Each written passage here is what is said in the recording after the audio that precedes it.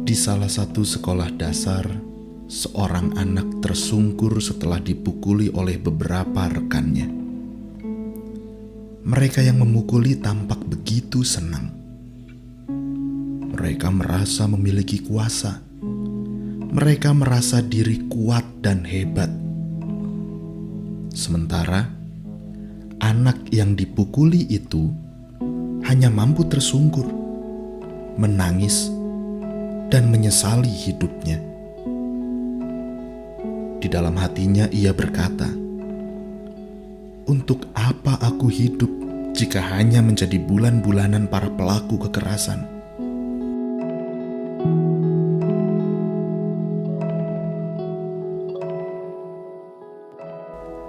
Setiap orang menginginkan kebahagiaan. Bahkan, tidak jarang orang mengatakan bahwa tujuan hidup utama manusia adalah untuk mencapai kebahagiaan. Manusia belajar, bermain, bekerja, menabung, semua dilakukan demi kebahagiaan. Kekayaan, kepandaian, kesehatan, nama baik, status sosial yang tinggi, semua itu dianggap sebagai perwujudan dari kebahagiaan. Namun, jika kebahagiaan adalah tujuan hidup yang harus dicapai, apakah kejahatan dapat dibenarkan dengan alasan untuk mencapai kebahagiaan?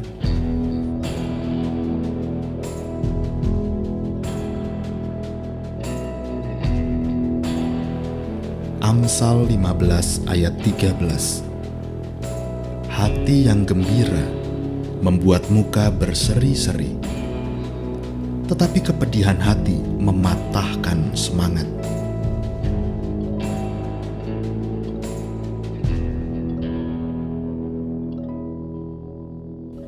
Banyak orang menyalahartikan Amsal ini. Dengan gampang, teks ini dianggap sebagai sebuah ajakan iman untuk terus mengejar kebahagiaan. Atau yang lebih parah lagi, menjadikan teks ini sebagai alat ukur kehidupan iman, seakan-akan hanya orang-orang yang hatinya gembiralah yang hidupnya dipelihara oleh Allah. Lalu bagaimana dengan mereka yang hatinya pedih?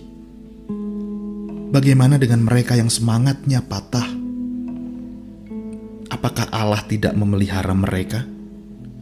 Atau apakah mereka yang telah menjauhkan diri dari Allah karena tidak mampu bahagia? Kitab Amsal yang penuh dengan kata-kata bijak, nyatanya juga perlu dibaca secara bijak. Kitab ini ditulis oleh orang-orang yang dengan hikmat yang dimilikinya mengamati kehidupan umum di sekitarnya. Artinya, setiap petuah di dalam kitab Amsal merupakan kondisi umum yang terjadi di tengah masyarakat. Apa yang tertulis tidak selalu bersifat anjuran, apalagi kewajiban. Apa yang tertulis bukanlah janji Allah kepada umatnya. Apa yang tertulis adalah potret kecil kehidupan yang tampak sebagai sesuatu yang biasa. Hati yang gembira membuat muka berseri-seri, tetapi kepedihan hati mematahkan semangat. Semua orang tahu bahwa hati yang gembira membuat muka berseri-seri. Semua orang juga tahu bahwa kepedihan hati mematahkan semangat. Kata-kata Amsal di sini adalah gambaran umum.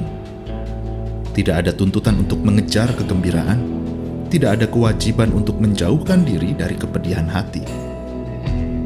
Amsal ini senada dengan kalimat misalnya, orang melek berjalan dengan lenggam, tetapi orang buta berjalan dengan tongkat.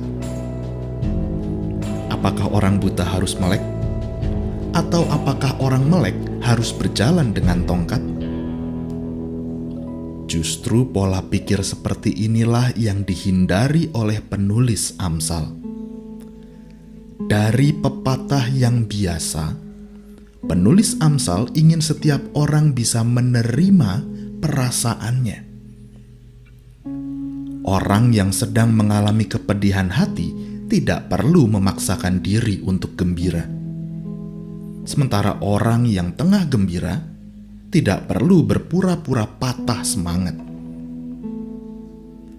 Tidak ada yang salah dengan kebahagiaan ataupun kesedihan, sebab keduanya adalah bentuk emosi dasar manusia yang diberikan Allah untuk diakui, diterima, dan dikelola tanpa harus disangkal.